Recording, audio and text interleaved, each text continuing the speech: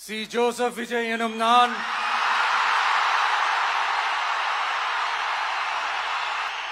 சட்டப்படி அமைக்கப்பெற்ற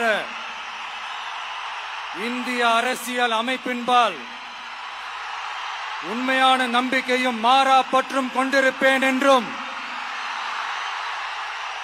இந்திய நாட்டின் ஒப்பில்லாத முழு முதல் ஆட்சியையும் ஒருமையையும் நிலைநிறுத்துவேன் என்றும்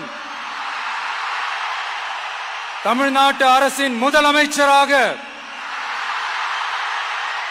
உண்மையாகவும் உளச்சான்றின்படியும் என் கடமைகளை நிறைவேற்றுவேன் என்றும்